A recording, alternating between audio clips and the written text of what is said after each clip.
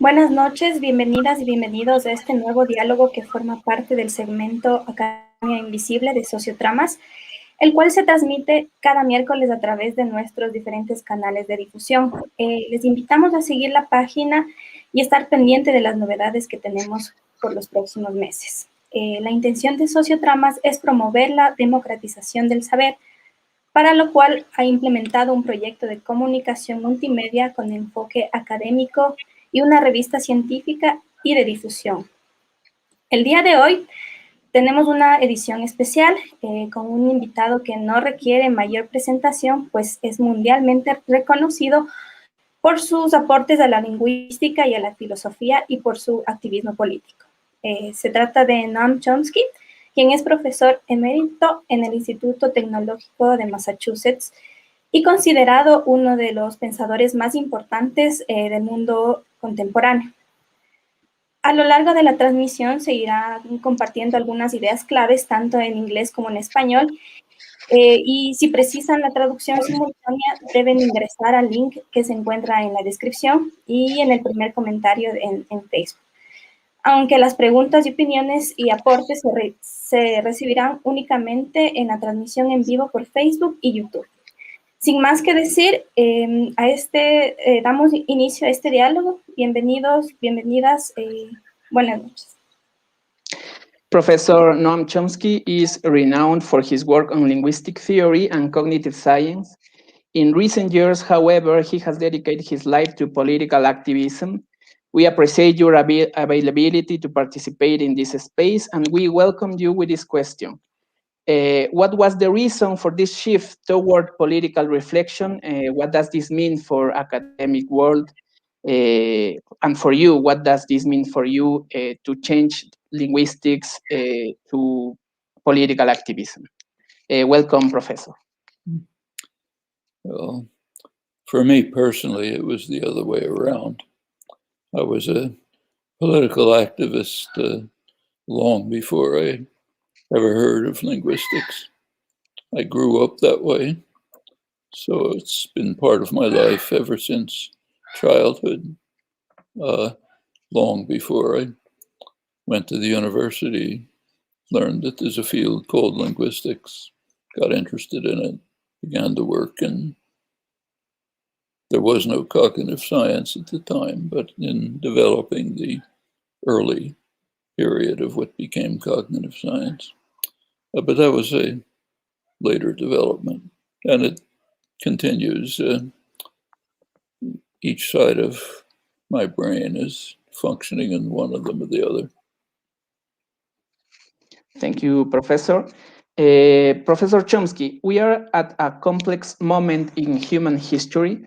The COVID-19 pandemic has changed relationships between people and has made visible problems of a social, political, economic, and even ecological nature.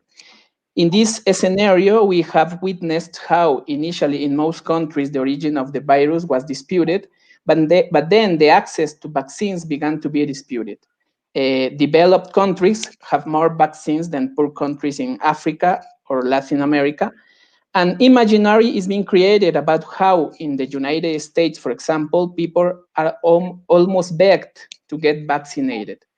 Many people have started doing health tourism, taking advantage of their visas, which also shows a new form of inequality marked by access to these vaccines. The question is, how does global geopolitics change with COVID-19? And does the United States continue to play a central role in all this? Professor. We should bear in mind that we are at a moment in history, an unusual moment of a confluence of crises, very serious ones. Of these crises, the COVID-19 pandemic is one, and actually the least severe of them. It is severe. Millions of people will die, mostly needlessly, can be contained. We can see this from the countries that have succeeded in sharply reducing the number of cases and, in fact, pretty much getting back to normal activity. Largely the East Asian countries, but a number of others. But it will end sooner or later. It'll come to an end at terrible cost and needless cost. The other major crises we face will not come to an end. They are much more serious. One of them is the growing threat of environmental catastrophe. One major component of that, though by no means the only one, is going on not far from where you're living. The destruction of the Amazon won't be many years at this current pace before the Amazon shifts from being a net consumer of carbon to a net producer of carbon. That's a major disaster for Latin America and indeed for the entire world. That's happening before our eyes, but only one of many. Polar ice sheets are melting. This is inexorable. We know how to stop it. There are measures to control and mitigate it, but they are not being taken at anything like the level that is necessary. That's a much more severe crisis than the pandemic. What the poisons that we are pouring into the atmosphere are going to stay there. The more we pour in, the more destruction. We continue this for another several decades. We will reach irreversible tipping points at which there will be steady deterioration of the conditions that make life possible on Earth, steady deterioration leading to indescribable disaster. Can be stopped, but that's going to require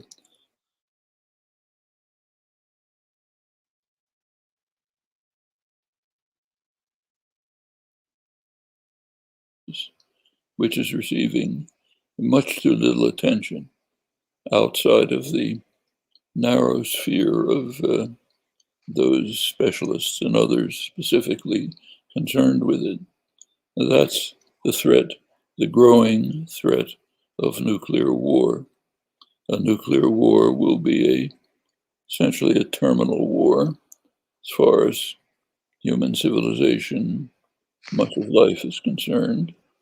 You can't predict a time when it'll happen, but it is unfortunately very far from unlikely.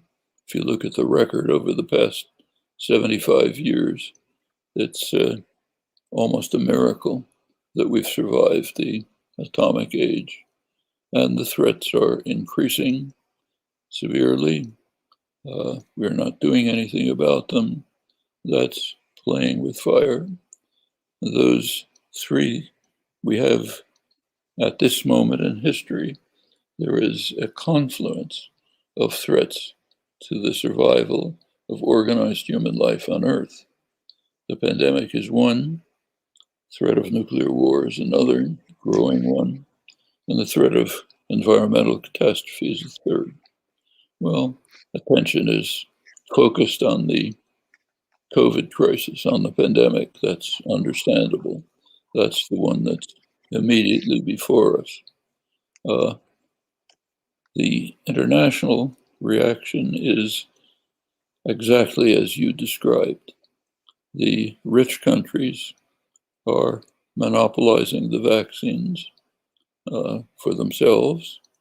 The poorer countries of the world, Africa, Asia, much of Latin America, are simply being put to the side.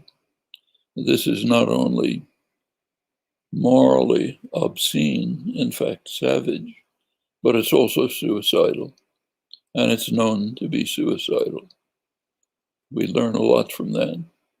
The rich countries, the managers of policy in the rich countries, know very well that to fail to vaccinate people in the third world, Africa, Asia, Latin America, failure to vaccinate them is suicidal for the rich and the powerful. It means that the vaccine will have more time to mutate.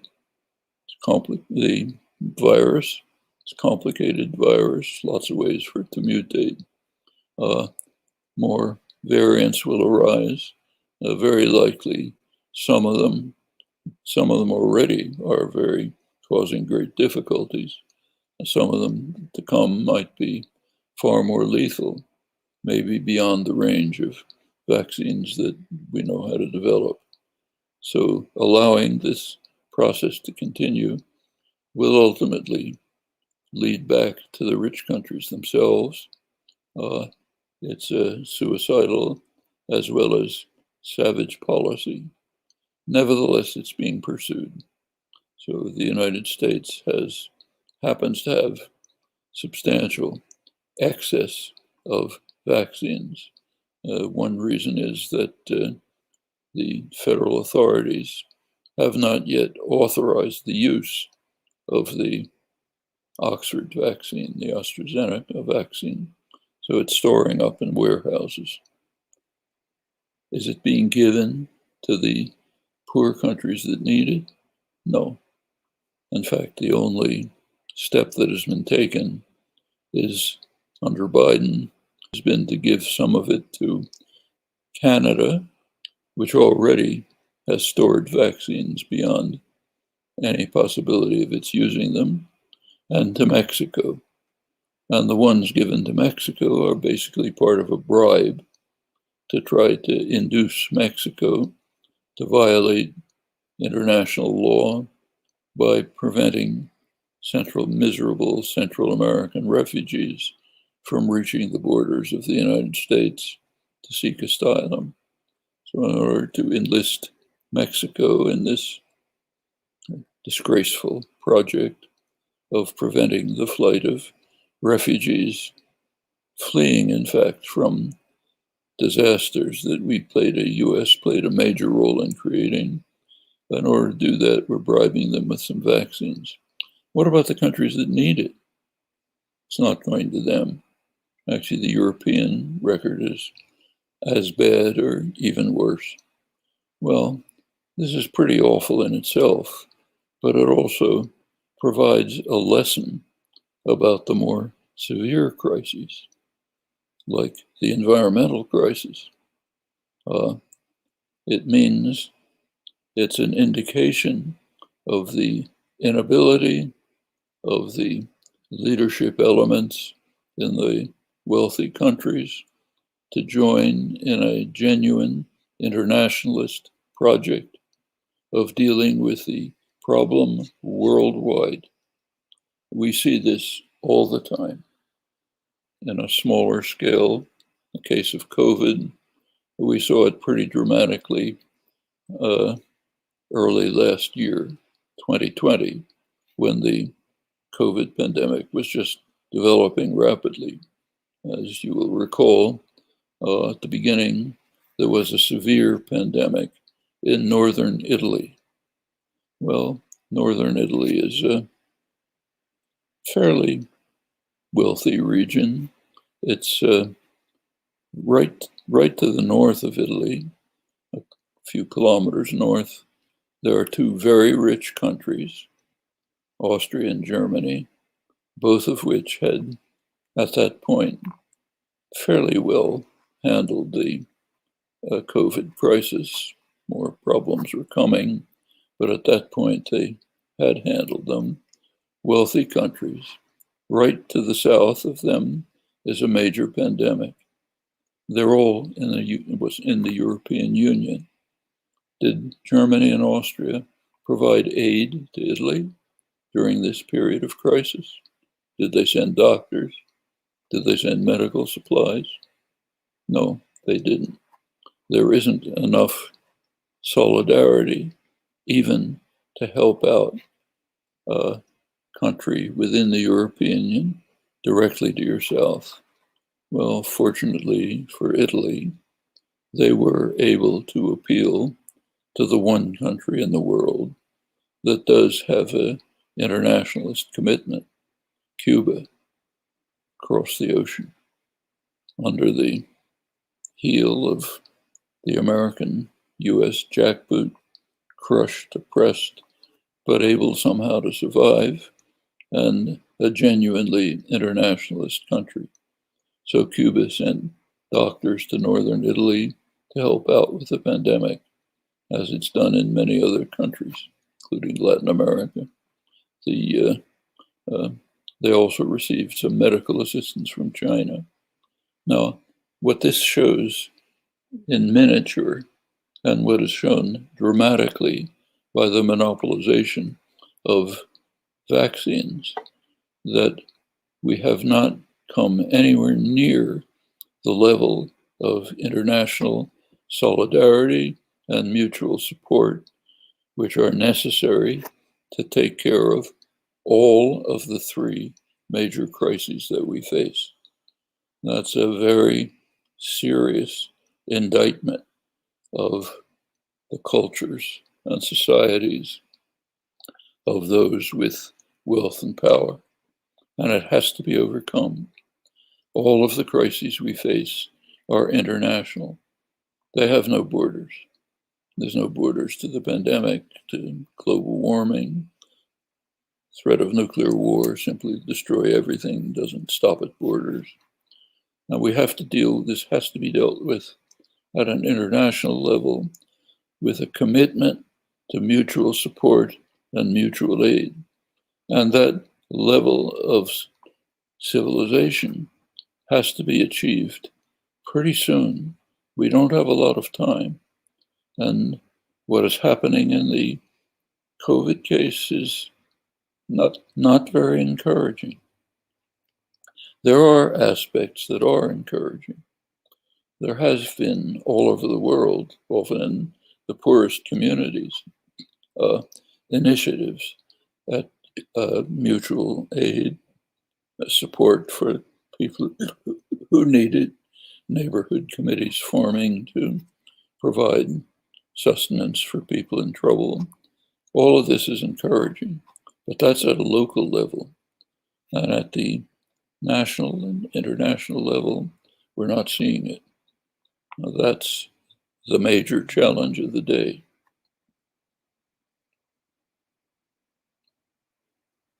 Thank you, Professor. I'm going to change now maybe from this international view to something more local to talk about Latin America. Here we lived in previous years a time called progressivism, in which political leaders such as Lula da Silva, Hugo Chavez, Evo Morales, or even Rafael Correa in Ecuador participated. Subsequently, the entire continent seems to have turned towards government of a more neoliberal and even radical right, as in the case of Bolsonaro in Brazil. How could the political panorama of Latin America and this shift towards right-wing governments be read, considering the substantial improvement in people's quality of life evident, for example, in the case of Bolivia? It's a battle. It's a major struggle. Latin America as a whole traditionally suffers from not only extraordinary inequality, but from the fact that the wealthy, privileged sectors do not take responsibility for the welfare of their own societies. It's been kind of striking over the past decades to compare Latin America with East Asia. Very striking. Go back 40 or 50 years, South Korea was a country as poor as a poor African country, maybe Ghana. Now it's an industrial powerhouse, one of the major advanced countries in the world. Same with Taiwan. Taiwan was a poor country. It's now a highly developed, economically, politically vigorous democratic system. Economically, Taiwan happens to be the international center, the global center for the production of advanced semiconductors, which are the core element in the high-tech culture, the high-tech technology of today. That's happened in much of East Asia. A lot of it following the Japanese model, a lot of it driven by rapid Chinese development. Take a look at Latin America.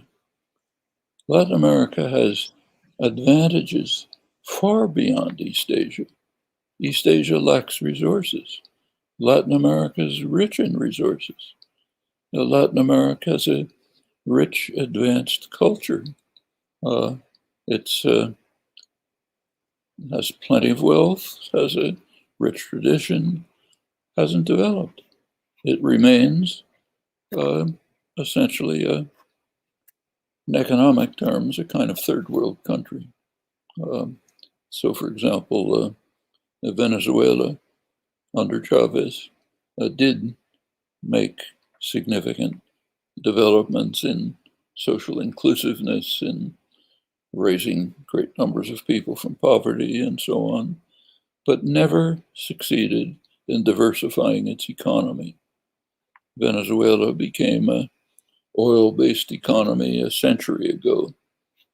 When oil was discovered around 1920, Venezuela at the time was a British protectorate.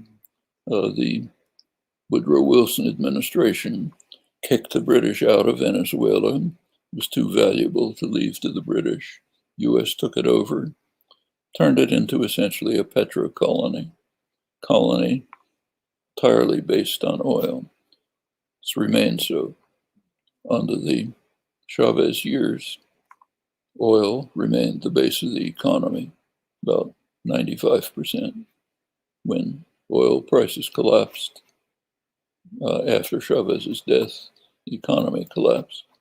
Take Brazil, enormous resources. A century ago, it was predicted that Brazil would become what was called the Colossus of the South, comparable to the Colossus of the North, the United States. Well, under the Lula years, there were considerable achievements.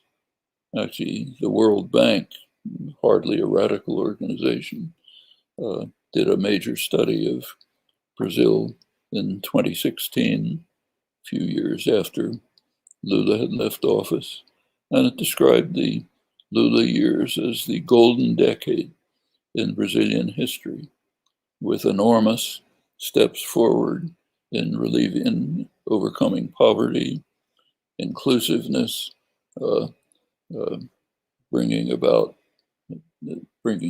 great masses of people from the margins into the functioning society.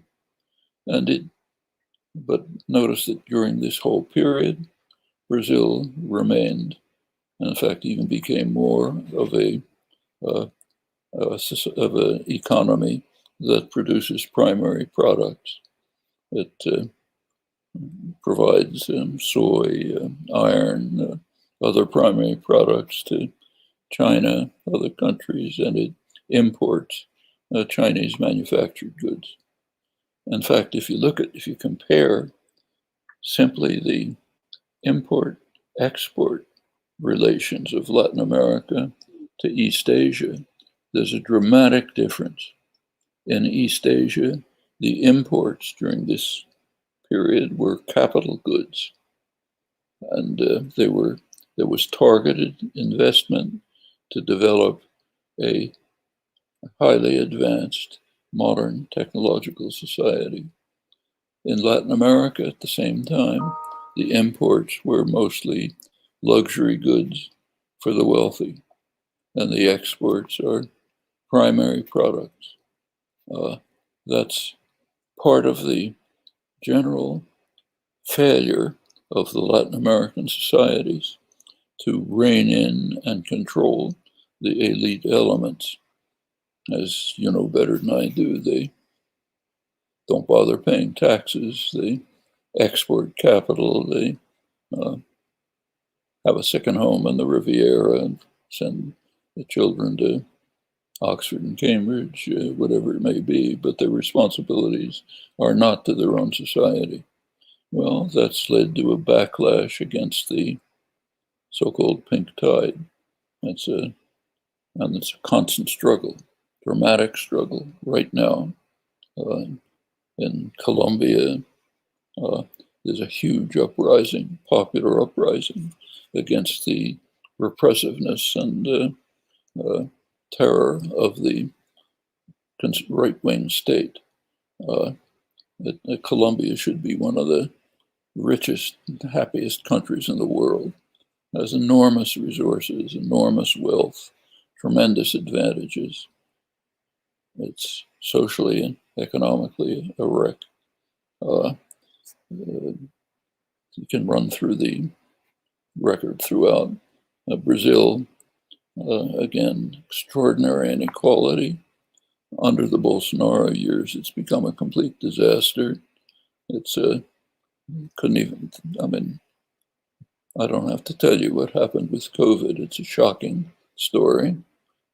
Destruction of the Amazon, the elimination of the increase in poverty. All of this is happening in Chile. There's now enormous uprisings to try to overthrow the bitter legacy of the Pinochet dictatorship and the neoliberal programs, which have left, again, tremendous inequality, insecurity, precarious lives, no social security, devastated the educational system, now enormous protests against it. In fact, the whole continent is alive with struggle and protest in many ways, many dimensions. I didn't even mention the struggles of the indigenous societies, which are very significant in Ecuador, of course, but everywhere else too. Well, Latin America does have enormous prospects, but it's going to have to overcome very serious internal problems, plus external problems. It's been under imperial control for its entire modern history. First, Britain, France, later years, the United States, which have severely impeded its development. But a lot of the problems are internal and have to be dealt with internally. It's going to be a time of very great struggle. And Latin America, again, has the potential to become a leading part of the world. In fact, during the Lula years in Brazil, Brazil became probably the most respected country in the world, was playing a major role in as a leader of the Global South, a voice for the Global South in international affairs, highly respected, influential. It's all disappeared. Now it's a pariah state, reviled in much of the world, but it can recover that. Those same material, moral, intellectual resources are still there, and they can be developed into turning Latin America into a leading force in the world, a major force in facing the extraordinary problems that we have. Thank you, Professor. I think these ideas are really interesting, and maybe they have some link with my next question.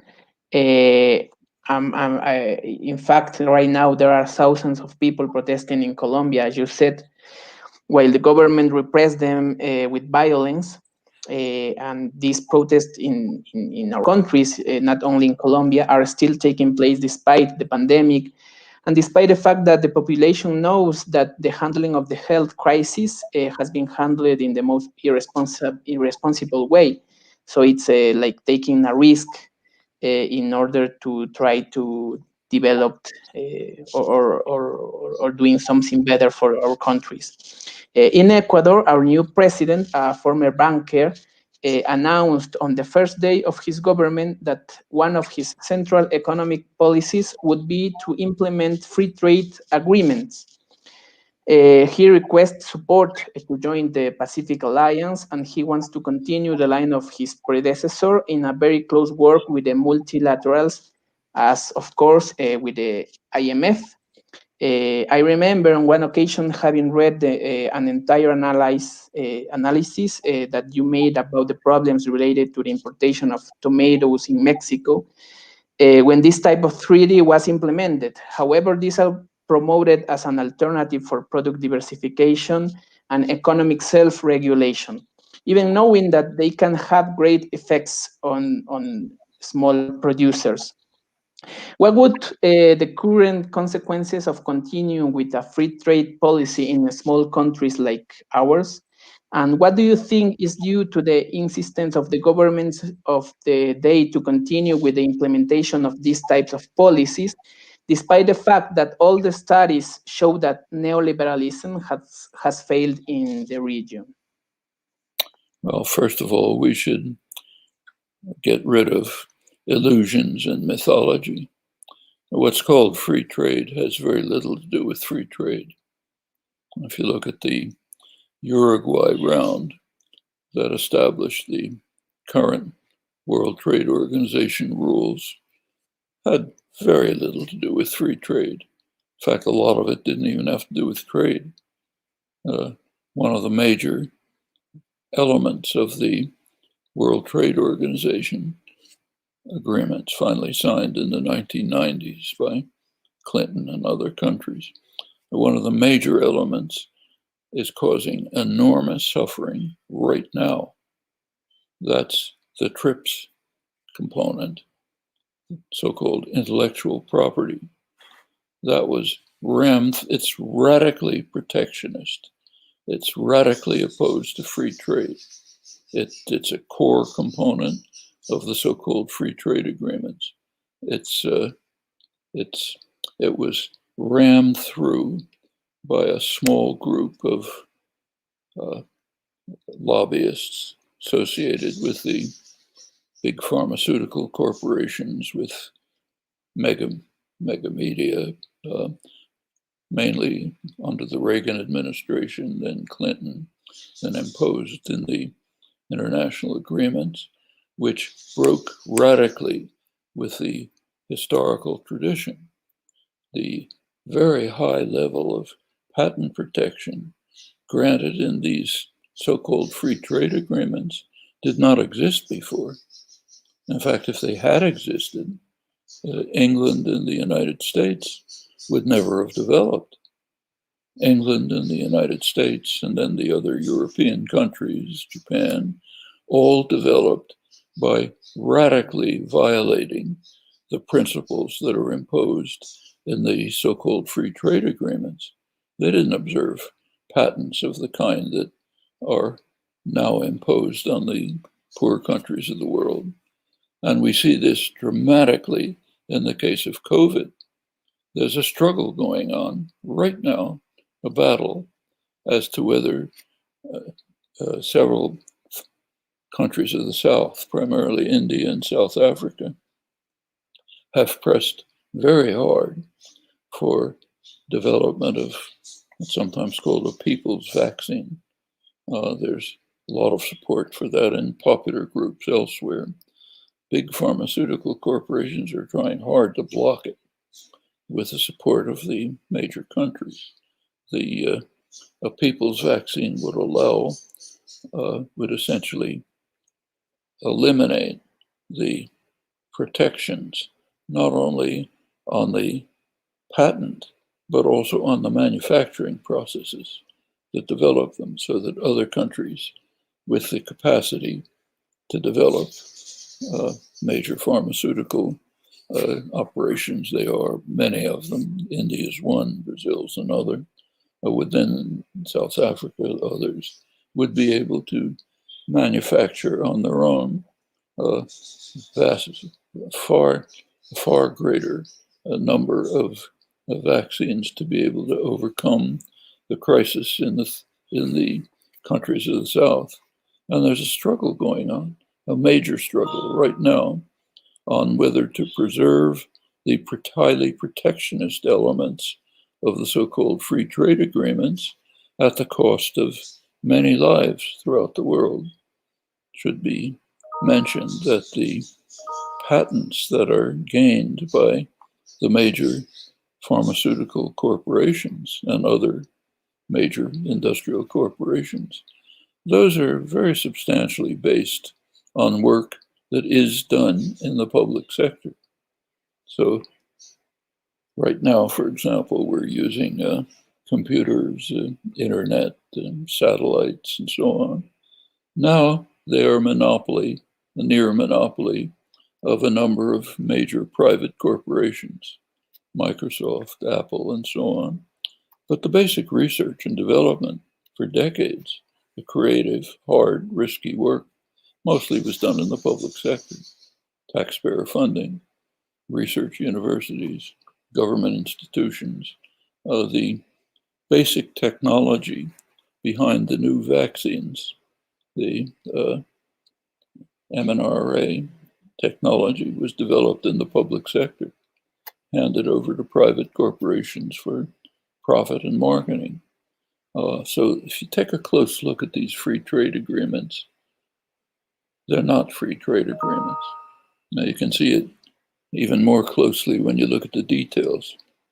Take, say, NAFTA, North American Free Trade Agreement, went into effect in 1994, same time as the Uruguay Round, World Trade Organization. Since corporations are basically private tyrannies, we don't have extensive detail about their operations, but you know a lot. And if you look at the interactions across the Mexican-US border, the transfers, what are called trade, probably half of them aren't even trade, just interchanges, interactions within a command economy.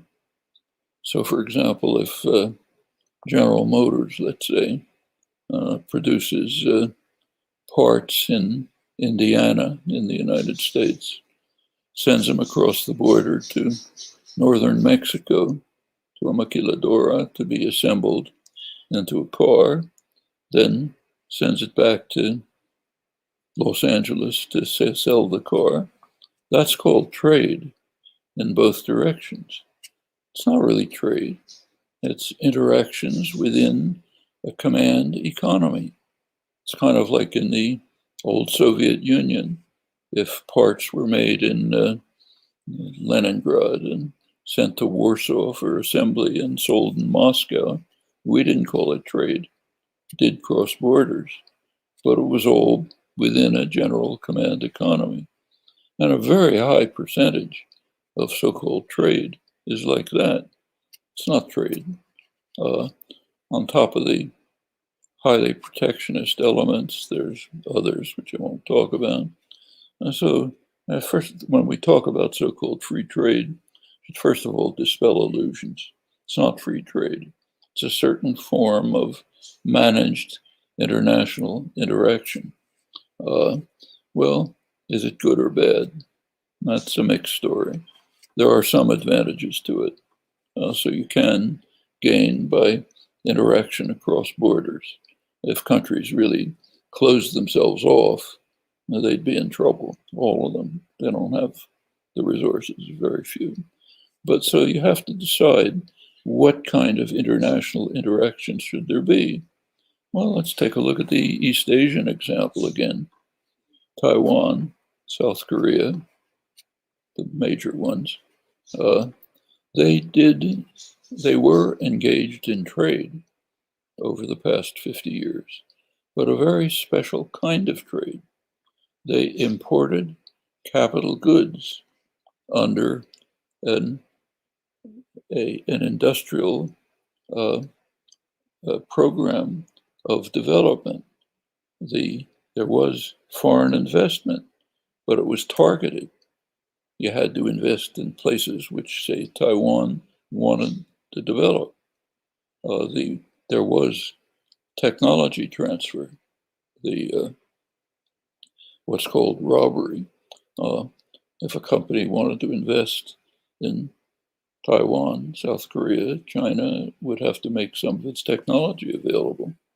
Okay, well, that's the way traditional development has taken place, starting with England in the 17th century, then the United States and other developed countries. A lot of that is blocked by the free trade agreements, so-called free trade agreements. Well, that's a kind of trade which is highly successful for development, as we've seen in East Asia and other places, as we see in the whole history of economic development. That's how other countries developed. The United States, for example, in throughout most of its history, was highly protectionist. The United States was one of the most highly protectionist countries in the world until the Second World War. By that time, the United States was so far in advance of any other country that it was willing to engage in open trade, assuming that it could win in any competition. It's pretty much what Britain had done a century earlier. But in the entire period of its development, extremely protectionist.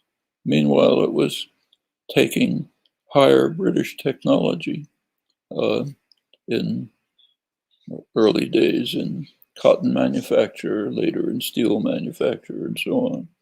That's just as Britain itself had done, England had done, when it was robbing higher technology from India and from the Low Countries, what are now Belgium and Netherlands. That's the way development has taken place. It's blocked by the so-called free trade agreements. Now, there's a name for this in economic history. It's called kicking away the ladder. First, you climb the ladder yourself, then you kick it away so that others can't follow. A lot of what are called the free trade agreements have that character. So, to get back to the general point, there is a point in trade.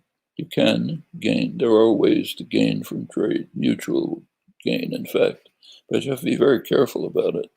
A lot of what's called free trade is mythology.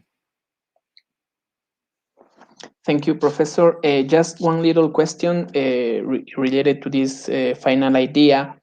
I feel that countries like ours depend on a great extent on what the big countries say. In the case of Ecuador, for example, we have to accept some impositions from multilaterals or United States that comes with these agreements. Maybe an integration of Latin America countries not aligned with this view could be a solution. Could be that some step to be some as you said, East Asia, like they did it before. I don't know. It could be a step to develop. Certainly could, and there were steps in that direction during the so-called pink tide period. UNASUR, for example, was a move towards developing an integrated Latin American economic partial union. ALBA was another one. There were even broader ones trying to integrate all of Latin America. These were all steps exactly towards what you're talking about, a way to get together to be able to have the power to fend off the demands of the great multinationals and the imperial states. And yes, that's the fact that these have seriously declined during the reactionary period of the recent years is very harmful to Latin America. They should be reconstituted in some form. Okay, thank you. Professor Chomsky, as an educator, I don't want to miss the opportunity to ask a question about it. Our education systems have long tried to break out of a logic that equates education with more information. Paulo Freire called this a banking education. Despite this, it has not been possible to make a leap to a training that allows the development of the individual capacities of people and transformers of their own context. To this is added that public policies are aimed to guaranteeing better opportunities without this implying that the results are more or less equivalent and that everyone managed to live with dignity. I am sure that many of the people who listen to us are educators.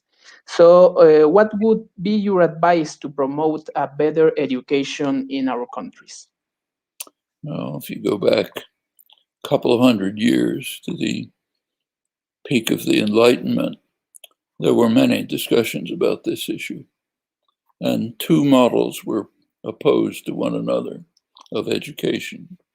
One of them was picturesquely described as pouring water into a vessel, and then the vessel releases some of the water. That's what you describe as picking up information. That's regarding the student as someone who just absorbs information, pours it out in an exam. All of us who have been through the educational system, you, me, the rest of us, have had plenty of experiences with courses in which we had no interest whatsoever, but being disciplined kids, we did the work, learned what we had to learn, produced it in a test, 2 weeks later forgot what the course was about. That's the way that system works. It doesn't become part of you. And it was condemned during the Enlightenment for this reason. And it was counterposed to a system in which education essentially provides the means for children, older people to pursue their and develop their natural curiosity, develop their own innate natural curiosity, pursue. It's not chaos.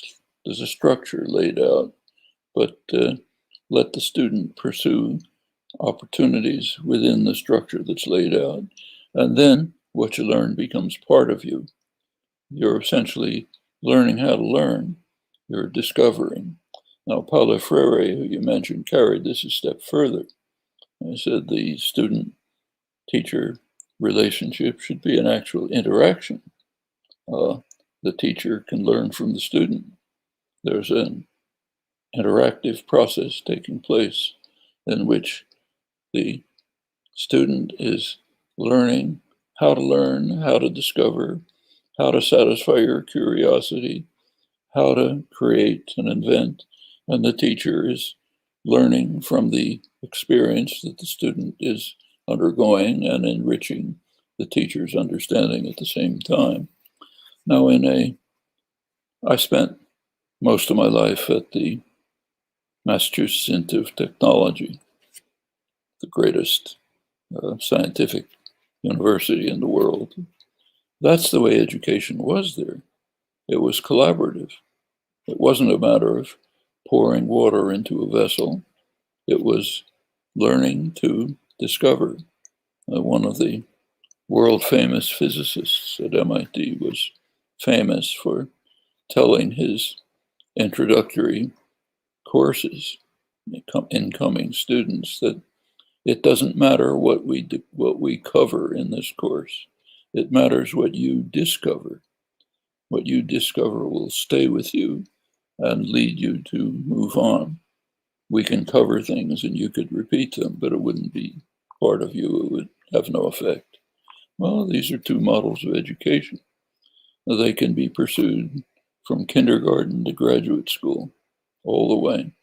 And it's pretty clear which one is a kind of a humanistic education that develops, that offers ways to develop the individual capacities to the full.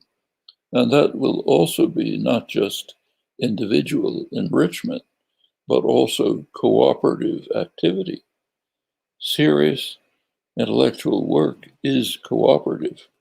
People work together. Now, that's the way you enrich yourself and everyone else. It's not a matter of an individual sitting somewhere and inventing something. That almost never happens. It's almost always interactive activity. And that, again, is something that can be inculcated from kindergarten on through the most advanced education. It's possible and it's done, but it's not the kind of education that powerful elites want. They want to turn individuals into passive, obedient, unquestioning creatures who'll just follow orders and do what they're told. Well, for that, for pouring water into a vessel is okay. Question is, what kind of society do we want? Or what kind of human beings do we want to develop? Thank you, Professor. Now, as an academic, I would be interested to know what is the role that those of us who try to produce knowledge should have in order to favor better educational processes. I should think we should struggle against the effort to try to create an educational system which subordinates students, undermines their natural instinct towards discovery and creativity, and we should foster those efforts. That's often going to mean struggling against authority, against bureaucrats, against often the state authorities. And you can do it in many ways. Actually, let's go back to the environmental crisis. One of the ways in which we can learn, adopting Paulo Freire's ideas, is from the indigenous communities around us. They are in many ways the most advanced in understanding how to approach the environmental crisis. In fact, if you look around the world, almost everywhere, in the lead in trying to bring about methods to deal with the impending economic crisis, environmental crisis, in the lead are indigenous communities, First Nations in Canada, Aboriginal people in Australia, tribal people in India, the indigenous communities in Latin America. Now, they have rich experience and understanding in dealing constructively with nature. They're much more advanced than the Western societies in this respect. And that's something we can learn from and should learn from if we want to survive these terrible crises that we face. Thank you, Professor. For the final block, we have collected some of the questions from the audience and we have grouped them in two. We know that it is very difficult to answer everything in this small space, but we consider that these questions bring together the ideas of the audience. So I would like to invite Jose Miguel, who has been supporting us behind the scenes, to make the two final questions, Professor. Thank you, Professor, for this opportunity to share with you this reflection. There is a question from Hilder from Peru. It's about the motto America. She said, how is this war, the motto America, for the Americans positioned in this new political scenario against hegemonic from Latin America, against capitalism and the United States? Is there a repercussion in the geopolitical or not? What do you think about this, Professor? I'm sorry, I didn't. What was the question exactly? Is there in this struggle against hegemonic from Latin America against capitalism, is there a repercussion in the geopolitical or not? Is there a way to deal with the repressive structures of capitalism? Yes, they can be dismantled. So take the basic principle of capitalism, that a person works for a master.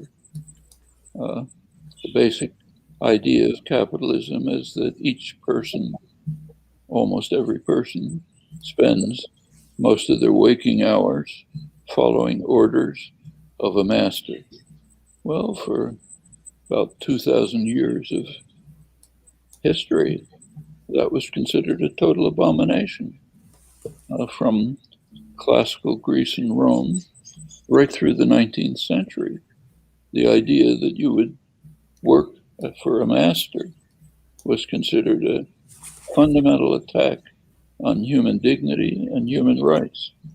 The workers' movements that developed under industrial capitalism bitterly fought this.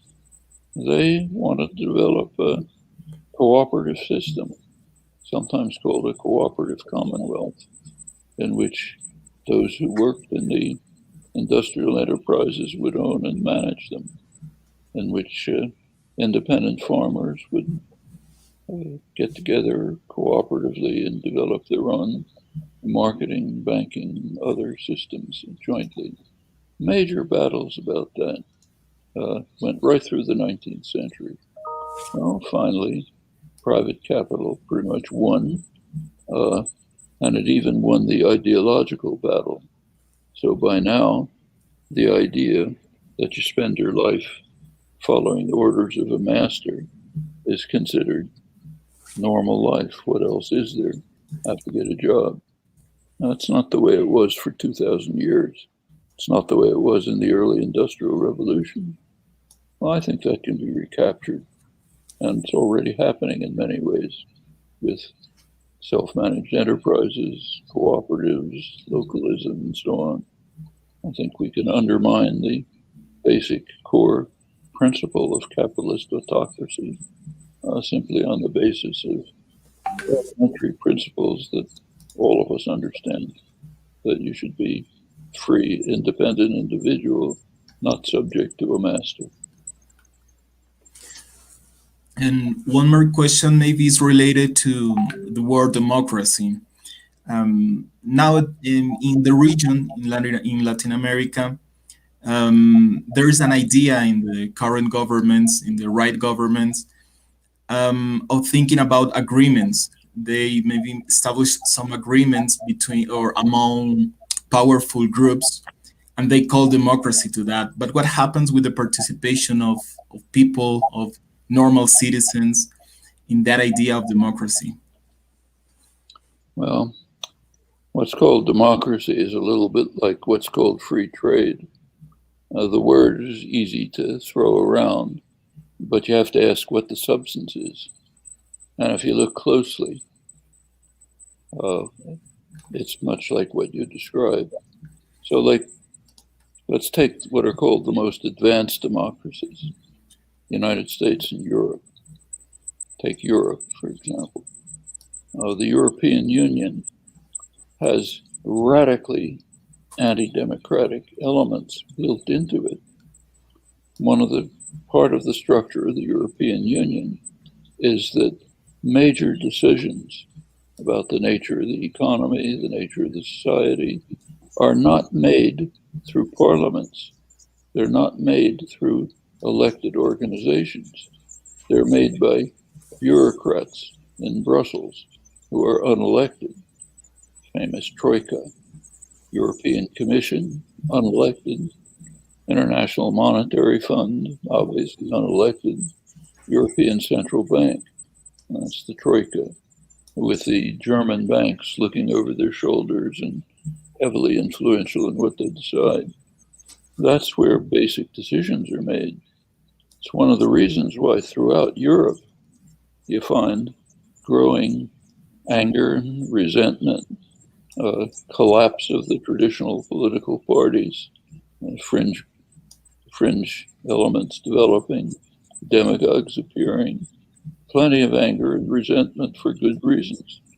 A lot of the democratic decision-making has been taken out of the hands of people, transferred into the hands of an unelected autocracy, the bureaucracy in Brussels. Take the United States. The US political system in the 18th century was an advance. It was progressive.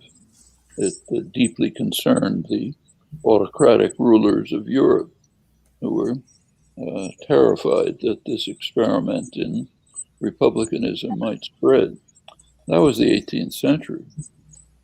This is the 21st century. To live under that system is highly regressive. If the United States tried to enter the European Union, it would probably be turned down by the European Court of Justice because the structure of the system is so fundamentally undemocratic. Take, say, the Senate, which is the major legislative body under the Constitution. The Senate has 2 senators for each state, meaning Wyoming, which has a couple 100,000 people, has 2 senators. California, which has almost 50 million people, has 2 senators. Radically undemocratic. And there are many other sharply undemocratic features. But there's something even more fundamental. There's a very simple question you can ask that gives a good determination of the extent to which a democracy is functioning, a formal democracy. You can ask, what's the relation between the preferences of voters and the votes of their own representatives? It's a straightforward question. We know what the votes of the representatives are. It's given. It's easy to find out the preferences of the citizens. There's extensive polling studies that give you vast information about people's preferences, so you can compare the two. And in fact, it's a topic that has been studied in the academic political sciences, studied pretty carefully in the United States. And the results are pretty revealing. Turns out that for a large majority of the population, the lowest part of the income wealth scale, maybe 70, 80%, there's no correlation. The voters are unrepresented, literally. Their own representatives pay no attention to their preferences. They are listening to somebody. They're listening to the big donors, the ones who are going to finance their next campaign. They're the ones who are making the decisions. Well, it's a formal democracy, but it's not a functioning one. And again, you see the same resentments, anger, fears, irrationality developing as a reflection of this. Got much worse during the neoliberal period, all over the world, in fact, because that one of the core elements of neoliberalism was to highly concentrate wealth in very few pockets and leave the rest of the population kind of hanging on the vine. Well, that immediately translates into political control. So you have a major assault against democracy during the whole neoliberal period. Not that it was so perfect before, it wasn't.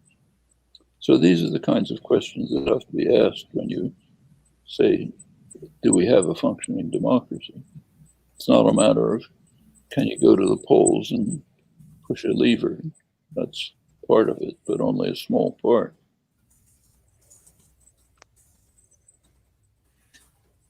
Thank you. We want to thank Professor Noam Chomsky for sharing this afternoon with us. Really thank you for your openness and availability. I am sure that these ideas will have resonance in Ecuador and in different countries of Latin America. I don't know if you want to say something to finish. Professor, any final message? What I'd like to say is that Latin America has enormous potential, enormous problems, enormous potential. Take plenty of work, lots of problems, but I think you can move forward towards the promise that has been demonstrated repeatedly throughout history, beaten down, can be revived.